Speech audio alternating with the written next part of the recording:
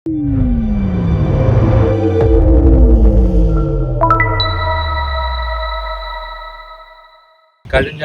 15 വർഷങ്ങളിലായി ഓഷ്യാനയിലെ മലയാളി സമൂഹത്തിൻ്റെ സംവേദന ചരിത്രത്തിൽ ചിന്താധാരയിൽ പുതിയ അധ്യായങ്ങൾ എഴുതി ചേർത്ത മലയാളി പത്രത്തിൻ്റെ പുതിയ സംരംഭമായ നാലാമൻ മീഡിയ ഹൗസിൻ്റെ ഈ പുതിയ വീഡിയോയിലേക്ക് എല്ലാവർക്കും ഹൃദ്യമായ സ്വാഗതം.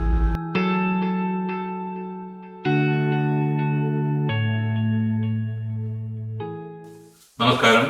എല്ലാ പ്രിയ പ്രേക്ഷകർക്കും ഈ സ്നേഹ സംവാദത്തിലേക്ക് സ്വാഗതം. ഇന്ന് നമ്മളോടൊപ്പം ഉള്ളത് മലയാളത്തിന്റെ പ്രിയപ്പെട്ട എഴുത്തുകാരൻ ശ്രീ ബെന്യാമിനാണ്. സ്വാഗതം ശ്രീ ബെന്യാമിൻ. Thank you. ഓസ്ട്രേലിയയിൽ ഒത്തിരി ദീർഘവർഷങ്ങൾക്ക് ശേഷം വീണ്ടും എത്തിയിരിക്കുകയാണ്. ഇക്കുറി എന്തൊക്കെയായിരുന്നു പ്രധാനപ്പെട്ട പരിപാടികൾ? അതെ, നീണ്ട 9 വർഷങ്ങൾക്ക് ശേഷമാണ് ഓസ്ട്രേലിയയിലേക്ക് മടങ്ങി വരുന്നത്.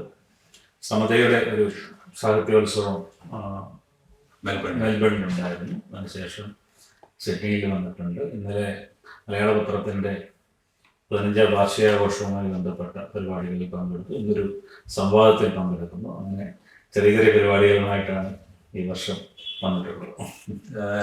ദീർഘവർഷങ്ങൾക്ക് ശേഷം വരുമ്പോൾ ഭൗതികമായല്ല, സാംസ്കാരിക ലോകത്ത് ഓസ്ട്രേലിയയിൽ എന്തെങ്കിലും മാറ്റങ്ങൾ ദർശിക്കാനുണ്ടോ?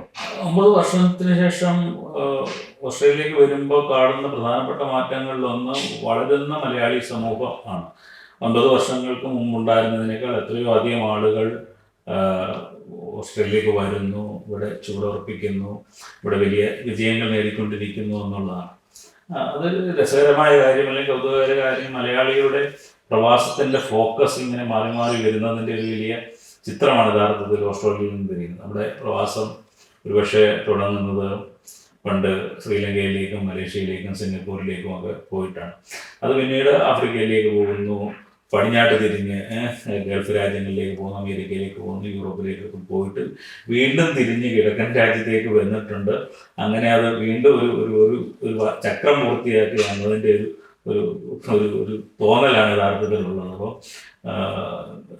എവിടെ നല്ല ജീവിതങ്ങളും സൗകര്യങ്ങളും ഉണ്ടോ ആ സ്ഥലങ്ങൾ നോക്കി തിരഞ്ഞെടുത്ത് ജീവിതം പടുത്തുയർത്താൻ മലയാളി കാണിക്കുന്ന ജാഗ്രതയുടെ ഒരു വലിയ ഭാഗമായിട്ടാണ് ഞാൻ ഓസ്ട്രേലിയയിലേക്കുള്ള പുതിയ ഒരു കുടിയേറ്റത്തെയും ഈ ജനസംഖ്യാ വർധനവിനെയും ഞാൻ നോക്കി കാണുന്നത് ശുഭകരമായ കാര്യം. അതിനോടൊപ്പം തന്നെ സാംസ്കാരികപരമായി ഇഷ്ടമുള്ളവർ, കലയോട് ഇഷ്ടമുള്ളവർ, നാടകത്തോട് ഇഷ്ടമുള്ളവർ ഒക്കെ വരികയും അവരുടെ ഇവിടുത്തെ പ്രവാസഭൂമിയിലെ സാംസ്കാരിക പ്രവർത്തനങ്ങൾ സജീവമാക്കുകയൊക്കെ ചെയ്തിരുന്നു. 9 വർഷങ്ങൾക്ക് മുമ്പ് വരുന്നതിനേക്കാൾ എത്രയോ അധികം സംഘടനകൾ, പ്രവർത്തനങ്ങൾ, സാംസ്കാരിക പ്രവർത്തനങ്ങളൊക്കെ ഇവിടെ സജീവമാവുന്നു എന്നുള്ളത് വലിയ സന്തോഷമുള്ള കാര്യമാണ്. വെറുതെ വന്നു പണം ഉണ്ടാക്കി എന്നതിൻ്റെ അപ്പുറത്തേക്ക് മലയാളത്തെ സ്നേഹിക്കാനും മലയാള സംസ്കാരത്തെ കൊണ്ടു നടക്കാനും ഒക്കെ നിങ്ങൾ കാണിക്കുന്ന ഈ ഒരു വലിയ താല്പര്യത്തെ അഭിനന്ദനാപൂർവ്വം നോക്കിക്കാണും. ഏതായാലും ദീർഘവർഷം ഒരു പ്രവാസി ആയിരുന്നുകൊണ്ടാകും ഒരു നല്ല നിരീക്ഷണമാണ് നടത്തിയത്. ഇപ്പോഴുള്ള കൂടുതലായുള്ള മൈഗ്രേഷനും അതുമായിട്ട് ബന്ധപ്പെട്ട പ്രവാസ ജീവിതത്തിന്റെ വ്യത്യാസങ്ങളും ഒക്കെ വളരെ കൃത്യമായി തന്നെ സാർ നിരീക്ഷിച്ചിട്ടുണ്ട്. ബെന്യാമിൻ എന്ന പേരിനോടൊപ്പം ചേർത്ത് വായിക്കേണ്ട ഒരു പേര് തന്നെയാണ് ആടുജീവിതം.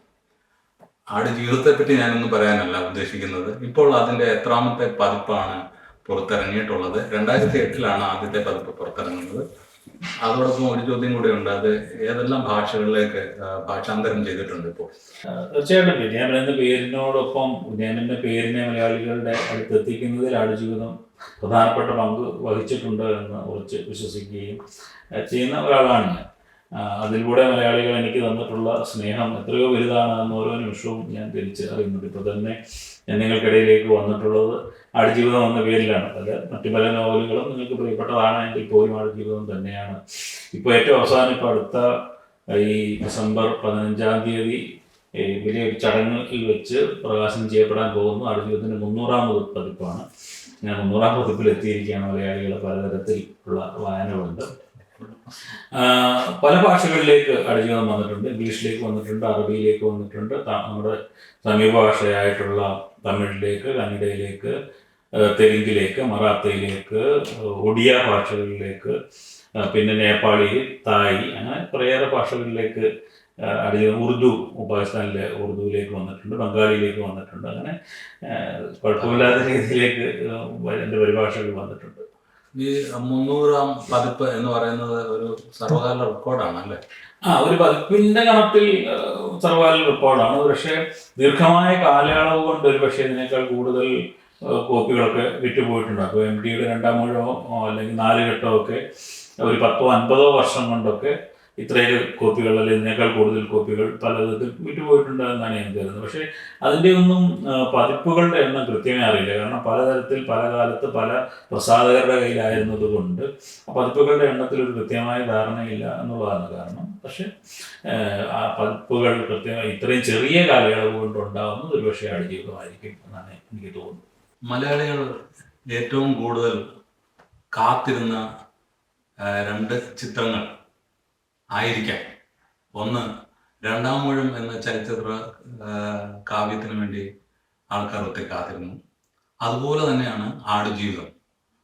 ആടുജീവിതം അതിൻ്റെ ചിത്രീകരണം ആരംഭിച്ചു. അതിനുശേഷം കോവിഡ് സാഹചര്യങ്ങളിൽ അത് മുടങ്ങിപ്പോയി. വീണ്ടും അത് സാക്ഷാത്കരിക്കുകയും അത് സ്ക്രീനിലെത്തുകയും ചെയ്യും. അതിൻ്റെ വായന അനുഭവത്തിലുണ്ടായ ഒരു വൈകാരിക അനുഭവം അതിൻ്റെ ചലച്ചിത്രം കണ്ടവർക്ക് ഉണ്ടായില്ല എന്ന് കുറച്ച് ആളുകൾ പറയാറുണ്ട്. എന്നാൽ നോവൽ വായിക്കാത്തവർക്ക് ആ സിനിമ കണ്ട ശേഷം പോയി നോവൽ വായിക്കുകയും അവർക്ക് അത് രണ്ടും ഒരുപോലെ കൃത്യമായി അനുഭവപ്പെടുകയും ചെയ്തതും ഞാൻ ഓർക്കുന്നു. പ്രത്യേകിച്ച് എൻ്റെ 2 മക്കൾ അവർ ഓസ്ട്രേലിയയിൽ ജനിച്ചു വളർന്നവരാണ് എന്ന് പറയാം. അപ്പോൾ അവരെ കൊണ്ട് ഞാൻ ഈ സിനിമ കാണിക്കാൻ കൊണ്ടുപോയി. അപ്പോൾ അവർക്ക് ആ നോവൽ വായിക്കണം എന്നുള്ള ആഗ്രഹം വരികയും ഞാൻ പിന്നെ എൻ്റെ ഒരു ഇംഗ്ലീഷ് പതിപ്പ് വാങ്ങിച്ചു കൊടുക്കുകയും ചെയ്തു. അപ്പോൾ സാറിൻ്റെ അഭിപ്രായത്തിൽ ഈ സാറിൻ്റെ എക്സ്പെക്ടേഷനിൽ ആ സിനിമ അതുപോലെ വന്നു? അതോ ബ്ലെസ്സിയോട് ചോദിച്ചപ്പോൾ പറഞ്ഞത് ആ നോവൽ അതുപോലെ സിനിമ ആക്കുകയല്ല ചെയ്തത്, അതായത് സിനിമയുടെ ഒരു ഗ്രാമർ അതിന് വേണം, അതുകൊണ്ട് ആ രീതിയിലാണ് ചെയ്തതെന്ന് സാറിൻ്റെ അഭിപ്രായം എന്താണ് അതിനെക്കുറിച്ച്? തീർച്ചയായിട്ടും അത് ആ സിനിമയോട് അതിൻ്റെ തിരക്കഥാകാലം മുതൽ തന്നെ ചേർത്ത് നിൽക്കുന്ന ഒരാളെന്ന നിലയിൽ അതിൻ്റെ വളർച്ച, അതിൻ്റെ ഓരോ തരത്തിലുള്ള മാറ്റങ്ങൾ ഒക്കെ അടുത്ത് കണ്ടിട്ടുള്ള ഒരാളും അതിനോട് സഹകരിച്ചിട്ടുള്ള ഒരാളാണ്. ഷൂട്ടിംഗ് ലൊക്കേഷൻ ഉണ്ടായിരുന്നു, തിരക്കഥയുടെ പങ്കാളിത്തം ഉണ്ടായിരുന്നു, ഞങ്ങൾ ധാരാളം ചർച്ചകൾ നടത്തിയിട്ടുണ്ട്. അവസാന നിമിഷം വരെ ആ സിനിമയുടെ ഭാഗമായി നിന്നിട്ടുള്ളവരാണ്. ഈ ഇത്തരം വാദങ്ങൾ ഉണ്ടാവുന്നത് സത്യത്തിൽ വായന എത്രമാത്രം മനോഹരമാണ് എന്ന് തെളിയിക്കുന്ന ഒന്നാണ്. എന്നാൽ വായനയിലൂടെ നമ്മൾ സൃഷ്ടിച്ചെടുക്കുന്ന ഒരു വലിയ ഭാവനാലോകമുണ്ട്. അവരവൻ തന്നെ സൃഷ്ടിക്കുന്ന ഒരു വലിയ കഥാപാത്രങ്ങളായാലും ഭൂപ്രദേശങ്ങളായാലും സംഭാഷണങ്ങളായാലും ഒക്കെ നമ്മളുടെ ഭാവനയിലാണ് സൃഷ്ടിക്കുന്നത്. അത് സിനിമയിലേക്ക് പോകുമ്പോൾ, പ്രഭാളിയിലേക്ക് പോകുമ്പോൾ അത് സംവിധായകൻ്റെയോ ഒരു കൂട്ടം കലാകാരന്മാരുടെയോ ഒരു സൃഷ്ടിയായി മാറുന്നുണ്ട്. അതും നമ്മൾ കണ്ടിട്ടുള്ള ഭാവനാത്മകമായ ലോകവും തമ്മിൽ താരതമ്യം ചെയ്തിട്ടാണ് യഥാർത്ഥത്തിൽ ഇത് ഇഷ്ടപ്പെട്ടോ ഇഷ്ടപ്പെട്ടില്ലയോ എന്നൊക്കെ തീരുമാനിക്കുന്നത്. അപ്പം നമ്മൾ ചലച്ചിത്രത്തെ നോക്കിക്കാണേണ്ടത് അത് ഒരു സംവിധായകൻ്റെ മാത്രം ഭാവനയാണ്. അദ്ദേഹത്തിൻ്റെ ദൃഷ്ടിയിൽ ആ നോവൽ എങ്ങനെയാണോ, അദ്ദേഹം എങ്ങനെയാണോ ആ നോവലിനെ വായിച്ചെടുത്തത്, എങ്ങനെയാണോ അതിനെ വ്യാഖ്യാനിച്ചെടുത്തത്, അത്തരത്തിലുള്ള ഒരു വ്യാഖ്യാനം മാത്രമാണ് നമ്മൾ കാണുന്നത്. നമുക്ക് ഓരോരുത്തർക്കും നമ്മളുടേതായ ഒരു ഭാവനാലോകവും വ്യാഖ്യാനവും ഒക്കെ ഉണ്ട്. ഇത് രണ്ടാണെന്ന് തിരിച്ചറിയുമ്പോൾ ആ പ്രതിസന്ധി മാറുമെന്നാണ് ഞാൻ കരുതുന്നത്. നിശ്ചയമായിട്ടും ഞാൻ വിഭാവനം ചെയ്ത സാധനം അല്ലെങ്കിൽ സ്വപ്നം കണ്ട നോവലാണ് ഞാൻ എഴുതി വെച്ചിരിക്കുന്നത്. അതിൽ നിന്ന് ഏറെ മാറ്റങ്ങൾ സിനിമയ്ക്ക് വന്നിട്ടുണ്ട്. പക്ഷേ അത്തരം മാറ്റങ്ങൾക്ക് ഞാൻ സമ്മതനായി എന്നതുകൊണ്ടാണ് സിനിമ ചെയ്യാൻ അതുകൊണ്ട് എനിക്കത് അതിൽ തൃപ്തിയാണ്. അത് ബ്ലെസ്സി എന്ന സംവിധായകൻ്റെ ഭാവനയിൽ നിന്നുകൊണ്ട് മലയാള സിനിമ എന്ന് പറയുന്ന ഒരു ചെറിയ ഇൻഡസ്ട്രിയുടെ പരിമിതികൾക്കുള്ളിൽ നിന്നുകൊണ്ട് അതിന് ചെയ്യാവുന്ന ഏറ്റവും മനോഹരമായ രീതിയിൽ ലോകത്തിലെ തന്നെ ഏറ്റവും മികച്ച സാങ്കേതിക വിദഗ്ധർ A.R. റഹ്മാനെ പോലെ, റസൂൽ പൂക്കുട്ടിയെ പോലെ, അല്ലെങ്കിൽ സുനിലിനെ പോലെയുള്ള വലിയ സാങ്കേതിക വിദഗ്ധരുടെ ഒരു വലിയ പിന്തുണയോടെ, പൃഥ്വിരാജിനെ പോലൊരു നടൻ്റെ ഒരു ഡെഡിക്കേഷനിലൂടെ ഒക്കെ ചെയ്യാവുന്ന രീതിയിൽ, മലയാളത്തിന് ചെയ്യാവുന്ന രീതിയിൽ ഏറ്റവും മനോഹരമായ സിനിമ ചെയ്തിട്ടുണ്ട് എന്നുള്ളതാണ് എനിക്ക് പറയാനുള്ളത്. പക്ഷേ സ്വാഭാവികമായിട്ടും ഓരോ വായനക്കാർക്കും അവരുടേതായ ഇഷ്ടങ്ങളും അനിഷ്ടങ്ങളും ഒക്കെ ഉണ്ട്. അതുകൊണ്ടാണ് ഇത്തരം വാദങ്ങൾ വരുന്നത് എന്ന് എനിക്ക് തോന്നുന്നു. സിനിമയെ പറ്റി പറയുമ്പോൾ ഈ ചിത്രത്തിന്റെ ആടുജീവിതത്തിന്റെ തിരക്കഥ സൃഷ്ടിയിൽ പങ്കാളിയായി, ഒപ്പം തന്നെ ക്രിസ്റ്റി എന്ന് പറയുന്ന ഒരു ചിത്രത്തിന്റെ തിരക്കഥാകൃത്തായിരുന്നു അല്ലെ? ആ തിരക്കഥാകൃത്തൊന്നും വിളിക്കാൻ പറ്റില്ല. ജി.ആർ. ഗോപനുമായി ചേർന്നിട്ട് അതിനകത്ത് ഒരു പങ്കാളിയായി. യഥാർത്ഥത്തിൽ ഞാൻ അന്നോളം തിരക്കഥ എഴുതുകയോ സിനിമയുമായി അധികം സഹകരിക്കുകയോ ചെയ്തിട്ടില്ല. പക്ഷേ ദീർഘകാലമായി എഴുത്തിൽ പ്രവർത്തിക്കുന്ന ഒരാളെന്ന നിലയിൽ എന്താണ് തിരക്കഥ എഴുത്ത്, എങ്ങനെയാണ് സിനിമയുടെ പ്രവർത്തനങ്ങൾ എന്ന് അറിയാനുള്ള ഒരു കൗതുകത്തിൽ സഹകരിച്ച ഒരു പ്രൊജക്റ്റാണ് യഥാർത്ഥത്തിൽ ക്രിസ്റ്റി എന്ന് പറയുന്നത്. അതിന് ഓരോതരം വ്യാഖ്യാനങ്ങളുണ്ട്. അപ്പോൾ അതിലൂടെയാണ് യഥാർത്ഥത്തിൽ ഒരു സിനിമ എങ്ങനെയാണ് പ്രവർത്തിക്കുന്നത്, തിരക്കഥ എങ്ങനെയാണ് രചിക്കപ്പെടുന്നത് എന്നൊക്കെ അറിയുന്നത്. അതിനെ അങ്ങനെ ഒരു പരീക്ഷണാത്മകമായ സാധനം മാത്രമായിട്ട് ഞാൻ കാണുന്നത്. ഒരു സമ്പൂർണ്ണമായ എൻ്റെ ഒരു സൃഷ്ടിയായിട്ട് ഞാൻ കരുതുന്നില്ല, സമ്പൂർണ്ണമായി തൃപ്തി തന്ന സൃഷ്ടിയായിട്ട് ഞാൻ കാണുന്നില്ല. സിനിമയുടെ പരിമിതികളും കുഴപ്പങ്ങളും എന്തൊക്കെയാണെന്ന് മനസ്സിലാക്കാൻ സഹായിച്ച ഒരു സിനിമ എന്ന നിലയിൽ മാത്രമാണ് ഞാൻ അതിനെ കാണുന്നത്. ഭാവിയിൽ മറ്റേതെങ്കിലും നോവലുകൾ സിനിമ ആക്കണം പലരും അങ്ങനെ ആവശ്യപ്പെടുന്നുണ്ടെങ്കിൽ പോലും എൻ്റെ നോവലുകൾ പൊതുവെ പരിശോധിച്ചാൽ വലിയ ക്യാൻവാസിലുള്ള നോവലുകളാണ്. അതായത് ഒരു സിനിമയ്ക്കൊന്നും വഴങ്ങുന്നതല്ല, ഒതുങ്ങുന്നതല്ല, പ്രത്യേകിച്ച് മലയാള സിനിമയ്ക്ക് ഒതുങ്ങുന്നതല്ല എൻ്റെ സിനിമകൾ എന്ന് എനിക്കറിയാം. എന്ന് മാത്രമല്ല, പുതിയ കാലത്ത് നോവലിനെ സംബന്ധിച്ചുള്ള സങ്കല്പത്തിൽ സിനിമയാക്കാൻ പറ്റാത്ത, ചരിത്രമാക്കാൻ പറ്റാത്ത കൃതികളാണ് യഥാർത്ഥത്തിൽ നല്ല നോവലുകൾ എന്ന് പറയുന്ന തരത്തിലേക്ക് വ്യാഖ്യാനം പോയിട്ടുണ്ടാകുന്നത്. പക്ഷെ ആരെങ്കിലും ഒരാൾ നോവൽ ഇപ്പോൾ സിനിമയാക്കാമെന്നോ അല്ലെങ്കിൽ ഇപ്പോൾ പുതിയ കാലത്ത് വെബ് സീരീസ് ആക്കാമെന്നൊക്കെ പറഞ്ഞ് ഗൗരവമായി സമീപിക്കുകയാണെങ്കിൽ എനിക്ക് അതിനോട് വിയോജിപ്പ് ഒന്നുമില്ല. കാരണം വായന സമൂഹം എല്ലാ കാലത്തും വളരെ ചെറിയൊരു സമൂഹമാണ്. അവരുടെ ഉള്ളിലേക്ക് മാത്രമാണ് നമ്മുടെ രചന, നമ്മുടെ സൃഷ്ടി, നമ്മുടെ കഥാപാത്രങ്ങളെയൊക്കെ കൂടുതൽ വൈഡായ ഒരു ലോകത്തിൽ എത്തിക്കുന്നതിൽ സിനിമ വലിയ പങ്ക് വഹിക്കുന്നുണ്ട്. അത്തരത്തിൽ ഗൗരവമായ സമീപനം ഉണ്ടാവുകയാണെങ്കിൽ മാത്രം ഞാൻ അതിന് സമ്മതിക്കുമെന്നാണ് ഞാൻ കരുതുന്നത്. കുറെ കൂടി ജാഗ്രതയോടുകൂടി തന്നെ സമീപിച്ചുകൊണ്ട് കുറെ കൂടി നോവലിനോട് അടുത്ത് നിൽക്കുന്ന തരത്തിലുള്ള ഒരു ചിത്രീകരണം ഉണ്ടാവും. പക്ഷെ ഇപ്പോൾ അങ്ങനെ ആലോചനകളൊന്നും തന്നെ ഇല്ല. അടുത്ത ഒരു ചോദ്യം, നമ്മുടെ വായന മരിച്ചുകൊണ്ടിരിക്കുന്നു എന്നൊക്കെ പൊതുവെ സംസാരിക്കാറുണ്ട്. പക്ഷെ ഇപ്പോൾ ആടുജീവിതത്തിന്റെ 300ാമത്തെ പതിപ്പ് പുറത്തിറങ്ങാൻ പോകുന്നു. അതോടൊപ്പം തന്നെ ഈ ബുക്കുകൾ, ഓഡിയോ ബുക്ക്, ഇതൊക്കെ വളരെ പ്രചാരം നേടിക്കൊണ്ടിരിക്കുകയാണ്. അപ്പോൾ ഒരു ഉദാഹരണത്തിന് സാറിൻ്റെ തന്നെ നിശബ്ദ സഞ്ചാരങ്ങൾ എന്ന പുസ്തകം ഞാൻ ഓഡിയോ ബുക്സിലൂടെയാണ്, ബുക്കായിട്ടാണ് അത് കേട്ടത്. അപ്പം യാത്രക്കിടയിൽ അത് കേട്ട് പോവുകയായിരുന്നു. പക്ഷെ അതും ഒരു ഭാവന ലോകത്തേക്ക് നമ്മൾ ആഫ്രിക്കയിലും മലേഷ്യയിലും സിംഗപ്പൂരിലും ഒക്കെ സഞ്ചരിച്ച ഒരു പ്രതീതി തന്നെ അതും ജനിപ്പിക്കുന്നുണ്ട്.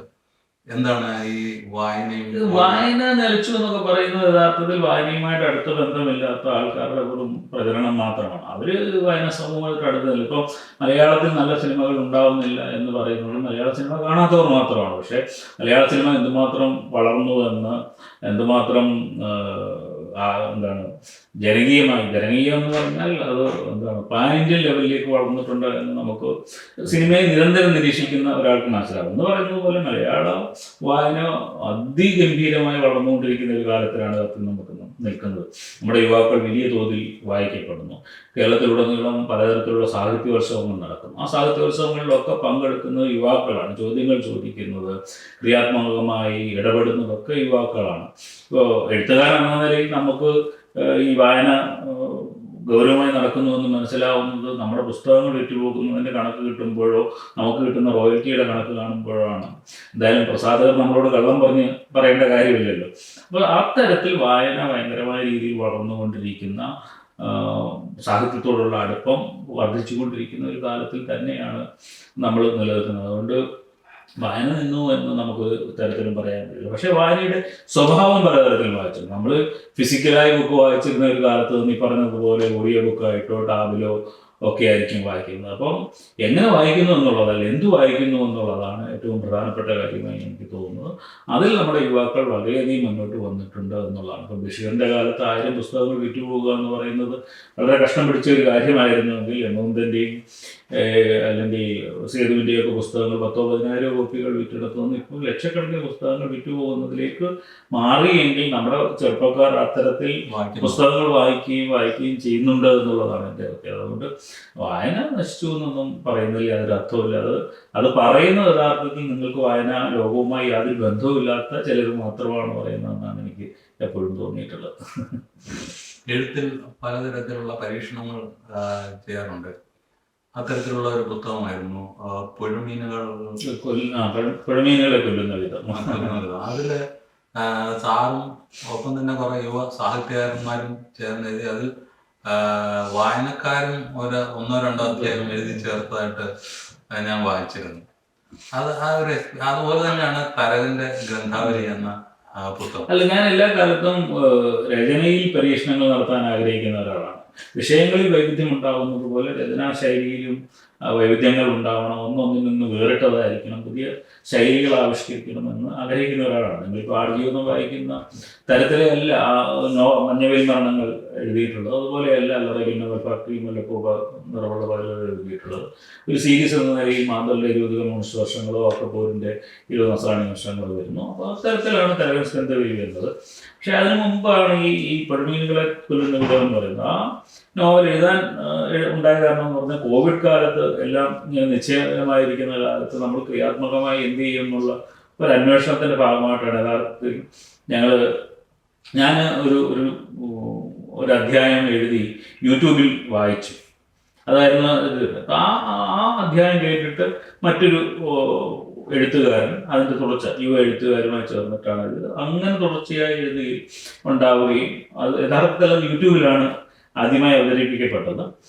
അത് ഭയങ്കരമായ സ്വീകാര്യത ലഭിച്ചപ്പോഴാണ് അത് രൂപത്തിലേക്ക് വരികയും അപ്പോൾ പിന്നെ കുറച്ച് മാറ്റങ്ങളൊക്കെ വരികയും ഈ യൂട്യൂബിൽ കേട്ട കാര്യങ്ങളുടെ തുടർച്ചയെന്ന നിലയിൽ ചില വായനക്കാർ നൽകിയ ക്രിയാത്മകമായ ഇടപെടലുകൾ കൂടി ഉൾപ്പെടുത്തിക്കൊണ്ടൊരു നോവല് എല്ലാ കാലത്തും പരീക്ഷണങ്ങൾ നടത്തുക. ഇപ്പം ഒരു എഴുത്തുകാരൻ ഒറ്റയ്ക്കിരുന്ന് ആലോചിക്കുന്നതിന് പകരം ഒരു കഥയെ കൂട്ടായി ആലോചിച്ചാൽ എങ്ങനെയിരിക്കും, അതിനെ എവിടെ ചെന്ന് അവസാനിപ്പിക്കും എന്നുള്ള ഒരു ആലോചനയുടെ ഭാഗമായിട്ടാണ് യഥാർത്ഥത്തിൽ അത് ഉണ്ടായത്. പക്ഷെ നല്ല പ്രതികരണമാണ് ആ നോവലിനുണ്ടായത്. പ്രത്യേകിച്ച് ഒരു കുറ്റാന്വേഷണ നോവൽ എന്ന നിലയിൽ അത് നല്ല രീതിയിൽ വായിക്കപ്പെടുന്നുണ്ട് എന്നുള്ളത് വലിയ സന്തോഷമുള്ള കാര്യമാണ്. ഞാൻ ചെറുപ്പക്കാരുമായിട്ടൊക്കെ സഹകരിക്കുന്നതിൽ അവരുടെ സർഗാത്മകതയെ കൂടെ കൊണ്ട് നടക്കുന്നതിലൊക്കെ വലിയ ആഹ്ലാദം കണ്ടെത്തുന്ന ഒരാളാണ്. എന്നിൽ നിന്ന് തുടങ്ങി എന്നിൽ അവസാനിക്കുകയും ചെയ്യുന്നതാണ് മലയാള സാഹിത്യം എന്ന ഒട്ട വിചാരമൊന്നും എനിക്കില്ലായിരുന്നു. ധാരാളം നമ്മളെക്കാൾ മിടുക്കരായ ചെറുപ്പക്കാർ വരുമ്പോൾ അവരോടൊപ്പം ചേർന്ന് സഹകരിക്കുക, അവരോടൊപ്പം നിൽക്കുക, അവരുടെ ക്രിയാത്മകമായ ലോകം എന്താണെന്ന് മനസ്സിലാക്കിയൊക്കെ ചെയ്യുന്നതിൽ ആഹ്ലാദം കണ്ടെത്തുന്ന ഒരാളെന്ന നിലയിൽ ആ പുസ്തകത്തെ വളരെ ആഹ്ലാദപൂർവ്വം നോക്കിക്കാണുന്ന ഒരാളാണ് ഞാൻ ഒരു കാര്യം നിരീക്ഷിച്ചത് അവൻ്റെ പുസ്തകങ്ങളുടെ ടൈറ്റിലുകളാണ്. ഞാൻ എൻ്റെ സ്വദേശം മാവേലിക്കരയാണ്. എൻ്റെ സ്വദേശത്തു നിന്നുള്ള ഒരു സാഹിത്യകാരനാണ് പാറപ്പുറത്ത്. അപ്പോൾ പാറപ്പുറത്തിൻ്റെ ടൈറ്റിലുകൾ ഉണ്ട്. അരനാഴിക നേരം, നിണമണിഞ്ഞ കാൽപ്പാടുകൾ, വളരെയധികം അട്രാക്റ്റീവായിട്ട് പാറപ്പുറത്ത് ടൈറ്റിലുകളോട് വരുന്നു. അതിനുശേഷം ഞാൻ വളരെയധികം ശ്രദ്ധിച്ചിട്ടുള്ള ഒന്ന് നമ്മുടെ പ്രിയപ്പെട്ട പത്മരാജനാണ്. പത്മരാജന്റെ ടൈറ്റിലുകളും അതുപോലെയാണ്. ഋതുഭേദ പാരിതോഷികം, മഞ്ഞുകാലം, നോറ്റ കുതിര, അദ്ദേഹത്തിന്റെ സിനിമകളുടെ ടൈറ്റിലുകളും ഒക്കെ വളരെ പ്രത്യേകതയുണ്ട്. അതിനുശേഷം ബെന്യാമിന്റെ ടൈറ്റിലുകൾ എന്നെ വളരെയധികം ആകർഷിച്ചിട്ടുള്ള ഒന്നാണ്. മഞ്ഞവെയിൽ മരണങ്ങൾ, അക്കപ്പോരിന്റെ 20 നസ്രാണി വർഷങ്ങൾ, മാന്തളിന്റെ 20 കമ്മ്യൂണിസ്റ്റ് വർഷങ്ങൾ, അതുപോലെ പല പേരുകളും, അൽ അറേബ്യൻ നോവൽ ഫാക്ടറി. ഇപ്പൊ ആടുജീവിതം എന്ന പുസ്തകത്തിന്, ആ നോവലിന് ആടുജീവിതം എന്നല്ലാതെ വേറെ ഒരു പേരും യോജിക്കുകയില്ല എന്ന് പോലും നമുക്ക് തോന്നിപ്പോകുന്ന രീതിയിലാണ് ഞാൻ പേരുകൾ ഇട്ടത്. എന്റെ ചോദ്യം, ഈ പേരുകളൊക്കെ ഈ പുസ്തകം എഴുതി കഴിഞ്ഞിടുകയാണോ, അതോ ഇത് ഇങ്ങനെ എന്റെ രചനയുടെ കാലഘട്ടത്തിൽ തന്നെ ആ പേര് ഇങ്ങനെ മനസ്സിലേക്ക് വരികയാണ്? പലതും പല ഘട്ടത്തിലാണ് സംഭവിക്കുന്നത്. അതിൽ ഒരു പുസ്തക രചനയിൽ അല്ലെങ്കിൽ നോവൽ രചനയിൽ ഏറ്റവും പ്രയാസമുള്ള ഘട്ടം എന്ന് പറയുന്നത് അതിൻ്റെ പേര് കണ്ടെത്തുക എന്നത് തന്നെയാണ്. ആ പുസ്തകത്തെ കൃത്യമായി പ്രതിഫലിപ്പിക്കുന്ന, എന്നാൽ വായനക്കാർക്ക് കൗതുകം തോന്നുന്ന, വ്യത്യസ്തമായ നമ്മുടെ സർഗാത്മകത അതിൽ അടയാളപ്പെടുത്തുന്ന ഒന്നായിരിക്കണം പേര് എന്ന കാര്യത്തിൽ എനിക്ക് ഭയങ്കര നിർബന്ധമുണ്ട്. അപ്പോൾ ഈ നോവൽ എഴുതാൻ തുടങ്ങുന്ന, അല്ലെങ്കിൽ ആലോചന തുടങ്ങുന്ന കാലം മുതൽ തന്നെ പേരെന്തായിരിക്കണമെന്നിങ്ങനെ നിരന്തരം ആലോചിച്ചുകൊണ്ടിരിക്കുകയും പലതരം പേരുകളിലേക്ക് നമ്മുടെ ശ്രദ്ധ പോവുകയും അത് എഴുതി നോക്കുകയും അത് എത്രത്തോളം നോവലിനോട് ചേരുന്നുണ്ട് എന്ന് ഇങ്ങനെ ആലോചിക്കുകയും ഒക്കെ ചെയ്തിട്ട് ഏതോ ഒരു ഘട്ടത്തിലായിരിക്കും ഒരു പക്ഷേ അതിന് അനുയോജ്യമായ ഏറ്റവും അനുയോജ്യമായ പേര് ഇതാണ് എന്ന ഒരു തീരുമാനത്തിൽ എത്തുന്നത്. അത് ചിലപ്പോൾ തുടക്കത്തിലാവാം, ഇടനേരത്താവാം, അല്ലെങ്കിൽ പുസ്തകം പ്രസിദ്ധീകരിക്കുന്നതിന് തൊട്ട് മുമ്പ്. അപ്പം നിശബ്ദ സഞ്ചാരങ്ങൾ എന്ന് പറയുന്ന നോവലിൻ്റെ പേര് ഏറ്റവും പുസ്തകം പ്രസിദ്ധീകരിക്കാൻ എത്തുന്നതിന് തൊട്ട് 2 ദിവസം മുമ്പാണ് എൻ്റെ മുമ്പിൽ ആ ഒരു പേര്, ഇതാണ് ഏറ്റവും ബെസ്റ്റ് പേര് എന്ന്. പക്ഷെ ആടുജീവിതത്തെ സംബന്ധിച്ചിടത്തോളം ആടുജീവിതം എഴുതിക്കൊണ്ടിരിക്കുമ്പോൾ തന്നെ പല അധ്യായങ്ങളും അവസാനിക്കുന്ന ഇങ്ങനെ ആടുജീവിതം എന്ന് പറഞ്ഞുകൊണ്ടായതുകൊണ്ട് ഇതാണ് അതിന് പറ്റിയ ടൈറ്റിൽ എന്ന് നമ്മളുടെ ഒരു തീരുമാനം. അപ്പം ആ കഥാപാത്രങ്ങളെ എത്രത്തോളം അത് ഉൾക്കൊള്ളുന്നു, കഥയെ എത്രത്തോളം അത് റിഫ്ലക്റ്റ് ചെയ്യുന്നു എന്നുള്ളതാണ് പ്രധാനപ്പെട്ട കാര്യം. നമ്മുടെ ഒരു ധന്യമായ സർഗാത്മക നിമിഷത്തിൽ അങ്ങനെ ചില പേരുകൾ നമുക്ക് വീണ് കിട്ടിയിട്ടുണ്ട് എന്നുള്ളത് വലിയൊരു ഭാഗ്യമായിട്ടാണ് ഞാൻ കരുതുന്നത്. കാരണം പുസ്തകങ്ങളുടെ പേരുകൾ വളരെ പ്രധാനപ്പെട്ടതാണ്. ഒരു വായനക്കാരനെ പുസ്തകങ്ങളിലേക്ക് ആകർഷിക്കാൻ, അയാൾ കണ്ടുമുട്ടുന്ന ആയിരക്കണക്കിന് പുസ്തകങ്ങൾക്കിടയിൽ നിന്ന് ഒരു പുസ്തകം തിരഞ്ഞെടുക്കുന്നതിനൊക്കെ ഒരു പേര് വളരെ പ്രധാനപ്പെട്ടതാണ്. ആ പേര് കാണുമ്പോൾ തന്നെ വായനക്കാരന് ഒരു പക്ഷേ തോന്നാം, പുസ്തകം വായിച്ചിട്ടില്ലാത്ത, പേര് പരിചയമില്ലാത്ത ഒരാൾക്ക് തോന്നാം ഇങ്ങനെ പേരിടാൻ പറ്റുന്നെങ്കിൽ അതിനുള്ളിൽ എന്തെങ്കിലും ഒന്ന് കാണും എന്ന് നോക്കിയാണ് നമ്മൾ പലപ്പോഴും ഓരോ പുസ്തകങ്ങൾ തിരഞ്ഞെടുക്കുന്നത്. അതുകൊണ്ട് പേരിൽ വളരെ പ്രധാനപ്പെട്ട കാര്യമായിട്ടാണ് ഞാൻ കരുതുന്നത്. ഏതായാലും ഈ ഞാൻ പറഞ്ഞ 3 സാഹിത്യകാരന്മാരും പാറപ്പുറത്തും പത്മരാജനും ബെന്യാമിനും 3 പേരും ഓണാട്ടുകാരുടെ സന്തോഷം നടത്തുന്ന കാര്യമാണ്. അടുത്ത ഒരു ചോദ്യം, താങ്കൾക്ക് വ്യക്തമായ രാഷ്ട്രീയ സാമൂഹിക കാഴ്ചപ്പാടുകളുണ്ട്. അത് മാത്രമല്ല, അത് വളരെ ക്ലിയറായിട്ട് സോഷ്യൽ മീഡിയയിലൊക്കെ പങ്കുവെക്കുകയും എഴുതുകയൊക്കെ ചെയ്യുന്ന ഒരാളാണ്. ഇന്നത്തെ കാലഘട്ടത്തിൽ സാമൂഹിക പ്രവർത്തനങ്ങളിലോ സാഹിത്യ പ്രവർത്തനങ്ങളോ സാംസ്കാരിക നായകന്മാരോ ഒരു ന്യൂട്രൽ സംഗതിയാണ് സ്വീകരിക്കാറുള്ളത്. കാരണം ഇലയ്ക്കും മുള്ളിനും കേടില്ലാതെ പോകണം എന്നുള്ള സ്ഥലത്ത് സാർ വളരെ സ്ട്രോങ് ആയിട്ട് അത് പറയാറുണ്ട്. അത് ഒരുപക്ഷെ സാറിന്റെ ആരാധകരെ പോലും ശത്രുക്കളാക്കാൻ സാധ്യതയുള്ള സംഗതി കൂടിയാണ്. എങ്ങനെയാണ് ഇതിനെയൊക്കെ നോക്കിക്കാണുന്നത്? അല്ല, നമ്മൾ എല്ലാവരെയും സൂചിപ്പിച്ചുകൊണ്ട് ഈ ലോകത്ത് ജീവിക്കാമെന്ന് ഞാൻ തീരുമാനമെടുത്തിട്ടില്ല. അങ്ങനെ സൂചിപ്പിക്കുന്നുണ്ട്, എല്ലാവരെയും സൂചിപ്പിക്കുന്നുകൊണ്ട് കിട്ടുന്ന ആരാധനാ ബന്ധത്തെ പുലർത്താൻ ഞാൻ ആഗ്രഹിക്കുന്നില്ല. ഞാൻ വ്യക്തമായ രാഷ്ട്രീയ നിലപാടുള്ള ഒരാളാണ്, സമൂഹത്തെ നോക്കിക്കാണുന്ന ഒരാളാണ്, ജനാധിപത്യ ബോധമുള്ള ഒരാളാണ്, രാഷ്ട്രീയ ബോധമുള്ള ഒരാളാണ്. എൻ്റെ നിലപാടുകൾക്കുള്ളിൽ നിന്നുകൊണ്ട് എന്നെ അംഗീകരിക്കുന്നവർ മാത്രം അംഗീകരിച്ചത്. അതുകൊണ്ട് വിറ്റ് പോകാത്ത 10 പുസ്തകങ്ങളെ ഓർത്ത് എനിക്കൊരു ഖേദമില്ല. പലരും പറയാറുണ്ട് വളരെ ന്യൂട്രലായി നിന്ന് കഴിഞ്ഞാൽ കുറേയേറെ പുസ്തകങ്ങളിലൂടെ പോകും, കുറേ കൂടെ ആരാധകരെ കിട്ടുമെന്ന്. അങ്ങനെ നമ്മളുടെ ആത്മാവിനെ നഷ്ടപ്പെടുത്തിക്കൊണ്ട് കിട്ടുന്ന ഒരു ആരാധക ബന്ധത്തെ എനിക്ക് ആവശ്യമില്ല. ഞാൻ ഇങ്ങനെയൊക്കെയാണ് എന്ന് തിരിച്ചറിഞ്ഞുകൊണ്ട് എൻ്റെ സർഗാത്മകതയെ അംഗീകരിക്കുന്നവരെ മതി എന്ന് വിചാരിക്കുന്ന ഒരാളാണ്. അതുകൊണ്ട് വിറ്റുപോകാത്ത പുസ്തകങ്ങളെ ഓർത്ത് എനിക്ക് ഒരു ഖേദമില്ല. പക്ഷേ ഞാൻ നടത്തുന്ന പ്രസ്താവനകൾ ഒരു ഇന്ത്യൻ പൗരൻ എന്ന നിലയിൽ, ജനാധിപത്യ ബോധം ഉള്ള ഒരാളെന്ന നിലയിൽ, വോട്ടവകാശമുള്ള ഒരാളെന്ന നിലയിൽ നടത്തുന്ന പ്രസ്താവനകൾ ഒരു എഴുത്തുകാരൻ എന്ന പ്രിവിലേജിൽ നിന്നുകൊണ്ടല്ല ഞാൻ പ്രസ്താവന നടത്തുന്നത്. അതുകൊണ്ട് തന്നെ ഞാൻ പൊതുവിടങ്ങളിൽ അല്ല, എൻ്റെ ഫേസ്ബുക്കിൽ എല്ലാവരും നിങ്ങൾ ഓരോരുത്തരും എഴുതുന്നത് പോലെ ഞാനും എഴുതുന്നു. അത് പിന്നെ വേറെ ആരെങ്കിലും വോട്ട് ചെയ്യുന്നോ നിങ്ങൾ കാണുന്നോ എന്നുള്ളതൊക്കെ നിങ്ങളുടെ പ്രശ്നമാണ്. ഞാൻ എൻ്റെ വോട്ടവകാശമുള്ള ഒരു ഇന്ത്യൻ പൗരൻ എന്ന നിലയിൽ എനിക്ക് പറയാനുള്ള കാര്യങ്ങളാണ് ഞാൻ പറഞ്ഞുകൊണ്ടിരിക്കുന്നത്. അത് പറയാതിരിക്കാൻ നിർവാഹമില്ല. അങ്ങനെ പറയാതിരുന്നാൽ ഒരു പക്ഷേ ഞാനല്ലാതായി മാറുമെന്നുള്ളതാണ്. അങ്ങനെ സ്വന്തം ആത്മാവിനെ നഷ്ടപ്പെടുത്തിക്കൊണ്ട് നേടുന്ന ഒരു പ്രശസ്തിക്കും കീർത്തിക്കും അംഗീകാരത്തിനും സ്നേഹത്തിനും ഒന്നും ഒരു വിലയില്ല എന്ന് ഞാൻ കരുതുന്നതാണ്. നാളെ ഒരിക്കൽ മരിക്കുമ്പോൾ ആത്മാഭിമാനത്തോടുകൂടി മരിക്കുന്നുണ്ട്. സ്വന്തം നിലപാടുകൾ പറഞ്ഞിട്ടാണ് മരിച്ചതെന്ന് തോന്നണ്ടേ? അല്ലെ പിന്നെ എന്ത് എഴുത്തുകാരനാണ്? അങ്ങനെ ന്യൂട്രലായി നിൽക്കാൻ ഞാൻ ആഗ്രഹിക്കുന്നില്ല എന്നുള്ളതാണ് എൻ്റെ യാഥാർത്ഥ്യം. സുകുമാർ അഴീക്കോടിന് കേരളം കണ്ട ഏറ്റവും നല്ല ഒരു പ്രാസംഗികൻ, പ്രഭാഷകനാണ്. അദ്ദേഹത്തോട് ഒരിക്കലും ഒരാൾ ചോദിച്ചു, താങ്കൾക്ക് ഇഷ്ടപ്പെട്ട ഒരു പ്രഭാഷണം അല്ല ഒരു പ്രഭാഷകൻ ആരാണെന്ന്. അപ്പോൾ പുള്ളി മറുപടി പറഞ്ഞത് ONV കുറുപ്പിന്റെ പ്രസംഗം എനിക്ക് ഒത്തിരി ഇഷ്ടമാണ് എന്ന് പറഞ്ഞു. അപ്പോൾ എനിക്കും ONV കുറുപ്പിന്റെ ഒരു പ്രസംഗം കേൾക്കാൻ ഭാഗ്യമുണ്ടായിട്ടുണ്ട്. വളരെ ലളിതമായി സരസമായാണ് അദ്ദേഹം പ്രസംഗിക്കുന്നത്. ഈ അടുത്ത കാലത്തായി ബെന്യാമിൻ്റെ പല പ്രസംഗങ്ങളും സോഷ്യൽ മീഡിയയിലൂടെയൊക്കെ കേൾക്കാൻ സാധിക്കുന്നുണ്ട്. അപ്പം എനിക്കും തോന്നുന്നത് ആ രീതിയിൽ വളരെ കാവ്യാത്മകമായി എന്നാൽ വളരെ സിമ്പിളായിട്ട് കാര്യങ്ങൾ വ്യക്തമായി മനസ്സിലാക്കുന്ന രീതിയിൽ ഒരു പ്രഭാഷണം നടത്തുന്ന ഒരാളാണ്. അത് ദീർഘമായ പ്രഭാഷണങ്ങൾ പോലും നടത്താറുണ്ട്.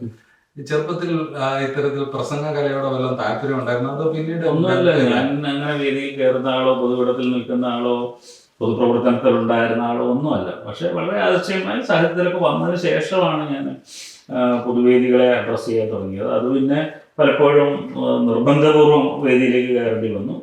പിന്നെ സ്വാഭാവികമായിട്ടും നമ്മളൊരു അങ്ങനെ നിരന്തരം പോയി തുടങ്ങിയപ്പോൾ നമ്മൾ പ്രിപ്പയർ ചെയ്ത് വേണം പോകാൻ എന്നുള്ളൊരു തോന്നലുണ്ടാവുകയും നമ്മുടെ ആശയങ്ങൾ പറയാനുള്ള ഒരു വേദിയായി അത് തിരഞ്ഞെടുക്കുകയും ഒക്കെ ചെയ്തുകൊണ്ടാണ്. അപ്പോഴും ഞാനൊരു നല്ല പ്രാസംഗികനെ ഞാൻ കരുതുന്നില്ല. ചില കാര്യങ്ങൾ പറയുന്നെന്ന് മാത്രമേ ഉള്ളൂ. മലയാളത്തിൽ എനിക്ക് ഇഷ്ടപ്പെട്ട ഇപ്പോഴത്തെ പ്രാസംഗികളിൽ നല്ലതായി പ്രസംഗിക്കുന്നത് എനിക്ക് തോന്നിയിട്ടുള്ളത് സുനിൽ മാഷിൻ്റെ പ്രസംഗങ്ങൾ വലിയ ഇഷ്ടമാണ്. മംഗലശ്ശേരി മാഷിൻ്റെ പ്രസംഗങ്ങൾ ഇഷ്ടമാണ്. കൽപ്പറ്റ നാരായണൻ മാഷിൻ്റെ പ്രസംഗങ്ങൾ ഇഷ്ടമാണ്. അങ്ങനെ നന്നായി സംസാരിക്കുന്നവരുടെ ഇടയിൽ ഞാൻ അത്ര വലിയ പ്രാസംഗികമൊന്നുമല്ല. പക്ഷേ നമ്മളെ ഏൽപ്പിക്കുന്ന ഉത്തരവാദിത്വം മനോഹരമായി നിർവഹിക്കണം.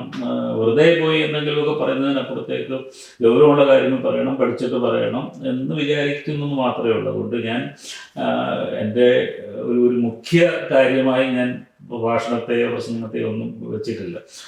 എഴുത്തിന് ശേഷമുള്ള ചില സമയത്ത് വീണ് കിട്ടുന്ന ഒന്നായി മാത്രമാണ് ഞാൻ ഇതിനെ കാണുന്നത്. ഞാനത് പറയാൻ കാര്യം, നമ്മുടെ ഇപ്പോഴത്തെ ഒരു കാലഘട്ടത്തിൽ നമുക്കാർക്കും സമയമില്ലല്ലോ. എന്തെങ്കിലും ഒരു കാര്യം കണ്ടു കഴിഞ്ഞാൽ അത് നമ്മുടെ മനസ്സിലേക്ക് വരുന്നില്ലെങ്കിൽ ഉടനെ തന്നെ നമ്മളത് സ്കിപ്പ് ചെയ്ത് അടുത്തതിലേക്ക് പോവുകയാണ്. അപ്പം ഈ സാറിന്റെ പ്രസംഗം കേൾക്കുമ്പോൾ അത് സ്കിപ്പ് ചെയ്യാൻ തോന്നുന്നില്ല എന്നതുകൊണ്ടാണ് വളരെ സന്തോഷമുള്ള ഒരു കാര്യമാണ്.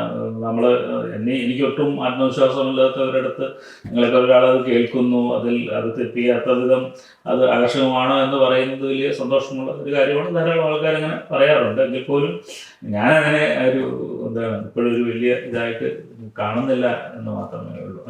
ഓക്കെ, സാറിന്റെ പുതിയ പുസ്തകങ്ങളും പുതിയ രചനകളെ പറ്റി പറയാം. ഇപ്പോൾ 2 മാസങ്ങൾക്ക് മുമ്പ് പ്രസിദ്ധീകരിച്ച മൾബറി എന്നോട് നിന്റെ സോർബയെ കുറിച്ച് പറയൂ എന്ന് പറയുന്ന നോവലാണ്. അത് കോഴിക്കോട് നിന്ന് പ്രസിദ്ധീകരിച്ചിരുന്ന മൾബറി പബ്ലിക്കേഷൻ്റെ ഉടമസ്ഥനായിരുന്ന ഷെൽവിയെക്കുറിച്ചുള്ള ഒരു നോവലാണ്. നമ്മളീ പലർക്കും അറിയാവുന്ന പോലെ 1985 പ്രസാദനം തുടങ്ങിയ ആ പ്രസാദനശാല 2003 അവിചാരിതമായി അദ്ദേഹത്തിൻ്റെ മരണത്തോടുകൂടി അവസാനിക്കുകയാണ് ചെയ്തത്.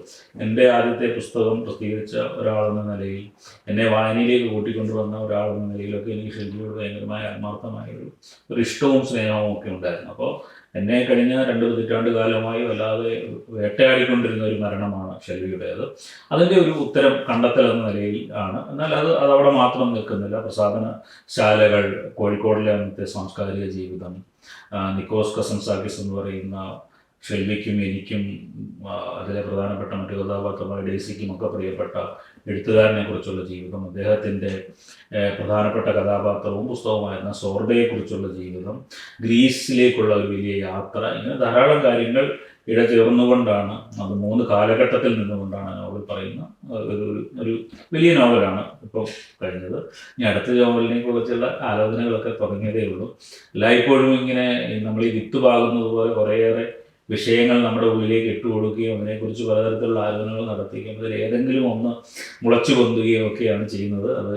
അതിനുള്ള സമയമാവുന്നതേ ഉള്ളൂ. ഒരു നോവൽ ഇറങ്ങി 2 മാസമല്ലേ ആയുള്ളൂ. ഇനി അടുത്തൊരു 1.5-2 വർഷക്കാലം അതിനുവേണ്ടിയുള്ള ഒരു അന്വേഷണമായിരിക്കും. അതിൽ ഒരു നോവൽ ഉണ്ടാവും എന്നാണ് പ്രതീക്ഷ. എല്ലാ കാലത്തും പുതിയൊരു നോവൽ എഴുതുമ്പോൾ അന്നോളമുള്ള എല്ലാ കാര്യങ്ങളും മറന്നുകൊണ്ട് നമ്മളൊരു പുതിയ സ്വപ്നത്തിന് മുമ്പിലാണ് ഇരിക്കുന്നത്. സഫലമാവോ ഇല്ലയോ എന്നുള്ളതൊക്കെ അപ്പോഴാണ് തീരുമാനത്തിലെത്തുന്നത്. പക്ഷേ സഫലമാക്കണമെന്ന ആഗ്രഹം ഉണ്ട്. നിങ്ങൾ ഓരോരുത്തരും വായനയിൽ പിന്തുടരുന്നു, പുസ്തകങ്ങളെ സ്നേഹിക്കുന്നു. ഈ പ്രവാസ ലോകത്തായിരിക്കുമ്പോഴും സാഹിത്യത്തെ നിരന്തരം അന്വേഷിക്കുകയും നിരന്തരം പുസ്തകങ്ങൾ വാങ്ങി വായിക്കുകയും ഒക്കെ ചെയ്യുന്നു എന്ന് നമ്മൾ കഴിഞ്ഞ 2-3 ദിവസം നടത്തിയ പരിപാടികൾക്കിടയിൽ ഉണ്ടായ പ്രതികരണങ്ങൾ, പുസ്തകങ്ങളുമായി സമീപിച്ചവരുടെ എന്നൊക്കെ അറിയുന്നുണ്ട്. അപ്പം നിങ്ങൾ അകലെയായിരിക്കുമ്പോൾ പുസ്തകങ്ങളെ സ്നേഹിക്കുന്നു എന്നുള്ളതാണ് യഥാർത്ഥത്തിൽ വീണ്ടും വീണ്ടും എഴുതാൻ വലിയ കാരണമായി മാറുന്നത്. അവസാനമായ വ്യക്തിപരമായ ഒരു ചോദ്യം കൂടെ ചോദിച്ചുകൊണ്ട് നമുക്ക് ഈ ഇന്റർവ്യൂ അവസാനിപ്പിക്കാം. തീർച്ചയായും. താങ്കളുടെ കുടുംബം, ഭാര്യ, മക്കൾ, ഇവരെ ഒന്ന് ഞങ്ങൾക്ക് വേണ്ടി ഒന്ന് പരിചയപ്പെടുത്തി. തീർച്ചയായിട്ടും. വൈഫ് ഇപ്പോഴും ബഹ്റിനിലാണ് ജോലി ചെയ്യുന്നത്. ഞാൻ ദീർഘകാലം ബഹ്റിനിലായിരുന്നു. 21 വർഷക്കാലം ബഹ്റിനിലായിരുന്നു ജോലി ചെയ്തിരുന്നു. അതിനുശേഷം ഞാൻ 2012 ജോലി വിട്ടിട്ട് നാട്ടിലേക്ക് പോയി. ഏതാണ്ട് 12 വർഷക്കാലമായി ഇപ്പോൾ നാട്ടിലാണ് ഉള്ളത്. വൈഫ് പക്ഷേ ഇപ്പോഴും ജോലി ചെയ്യുന്നുണ്ട് ബഹ്റിനിൽ, നേഴ്സാണ്. വൈഫിൻ്റെ പേര് ആഷ എന്നാണ്. കുട്ടികൾ 2 പേരാണ്. മകൻ ഡിഗ്രി പഠനം, BCom പഠനം കഴിഞ്ഞ് ബാംഗ്ലൂരിലായിരുന്നു, സെൻറ് ജോസഫ് കോളേജ് ഓഫ് കൊമേഴ്സിലായിരുന്നു. കഴിഞ്ഞ 1 വർഷം ജോലി കഴിഞ്ഞ ശേഷം ഇപ്പോൾ അദ്ദേഹം MBAക്ക് പോകാൻ വേണ്ടി പ്രിപ്പയർ ചെയ്തുകൊണ്ടിരിക്കുന്നു. മോള് +2 കഴിഞ്ഞതിന് ശേഷം ഒരു ഡിസൈൻ കോഴ്സിന് ചേർന്ന് അഹമ്മദാബാദിലാണുള്ളത്. മോൻ്റെ പേര് റോഹൻ എന്നാണ്, മോളുടെ പേര് കെസിയ എന്നാണ്. അങ്ങനെ ഞങ്ങൾ 4 പേരും 4 സിറ്റികളിൽ, 4 നഗരങ്ങളിൽ ആണ് ജീവിക്കുന്നത്. വല്ലപ്പോഴും മാത്രം കാണുന്നു. പക്ഷേ സോഷ്യൽ മീഡിയയിലെയൊക്കെ കാലത്ത്, ഇന്നത്തെ കാലത്ത് അകലം എന്നുള്ളത് ഒരു വലിയ കാര്യമല്ല. നമ്മൾ വളരെയധികം അടുത്താണ് ജീവിക്കുന്നത് എന്ന് വേണമെങ്കിൽ പറയാം. അങ്ങനെ ഇതാണ് നമ്മുടെ ഒരു കുടുംബജീവിതം. നാട്ടിലെ വീട്ടിൽ ഞാൻ മാത്രമേ ഉള്ളൂ. സാറ് പറഞ്ഞതുപോലെ സാറിപ്പം നാളെ തിരിച്ചു പോവുകയാണ്. എങ്കിലും സോഷ്യൽ മീഡിയയുടെ കാലഘട്ടത്തിൽ സാറ് ഞങ്ങൾക്ക് അകലെയൊന്നുമല്ല, അടുത്ത് തന്നെയാണ് എന്ന് വിശ്വസിക്കാനാണ് ഞങ്ങൾക്ക് ഇഷ്ടം. തീർച്ചയായിട്ടും നമ്മള് പ്രവാസ ലോകത്ത് ഇപ്പോ 10-30 വർഷം അല്ലെങ്കിൽ 25 വർഷം മുമ്പുണ്ടായിരുന്ന അകലങ്ങൾ മുഴുവൻ കുറയുകയും നമ്മൾ ദേശത്തോട് വളരെ അടുത്ത് നിൽക്കുകയും ദേശത്തെ ഓരോ വാർത്തകളും ഓരോ സ്പന്ദനങ്ങളും നിരന്തരം അറിഞ്ഞുകൊണ്ടിരിക്കുകയും ചെയ്യുന്നുണ്ട്. ഞാൻ തമാശയായി കേരളത്തിൽ വെച്ച് പറയാറുണ്ട്, കേരളത്തിൽ ഒരു വാർത്ത അറിയുന്നതിനേക്കാൾ മുമ്പേ പ്രവാസ ലോകത്ത് അറിയും. കാരണം പ്രവാസ ലോകത്ത് ഇൻ്റർനെറ്റിൻ്റെ വേഗത വളരെ കൂടുതലായതുകൊണ്ട് ആദ്യം അറിയുകയും കേരളത്തിൽ അത് പിന്നാലെ അറിയുകയും ചെയ്യുന്ന ഒരു സ്ഥിതിയുണ്ട്. അതുകൊണ്ട് പ്രവാസം എന്ന് പറയുന്ന അനുഭവത്തെ അല്ലെങ്കിൽ കുടിയേറ്റം എന്ന് പറയുന്ന അനുഭവത്തിൽ ഉണ്ടായിരുന്ന തീക്ഷ്ണത അല്ലെങ്കിൽ ആ കാലം മാറുകയും കേരളം നമുക്ക് വളരെ അടുത്ത് ആയിരിക്കുകയും കേരളത്തിലുള്ളവർ നിങ്ങളോട് വളരെ അടുത്തായിരിക്കുകയും ഒക്കെ ചെയ്യുന്ന ഒരു കാലത്ത് നിശ്ചയമായിട്ടും നമ്മൾ തമ്മിലുള്ള സൗഹൃദങ്ങൾ, സ്നേഹങ്ങൾ, കൂട്ടായ്മകൾ, വായനായിടങ്ങളൊക്കെ നിരന്തരം തുടരും.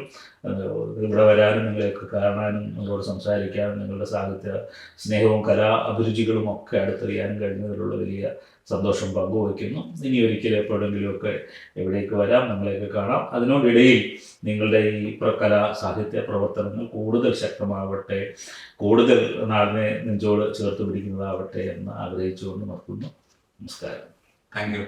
ഈ ഹൗസ് സന്ദർശനത്തിനിടെ നമുക്ക് വേണ്ടി കുറച്ച് സമയം ചെലവഴിച്ച ബെന്യാമിൻ സാറിനോടുള്ള പ്രത്യേകമായ നന്ദി അറിയിക്കുന്നു. നമസ്കാരം. നമസ്കാരം.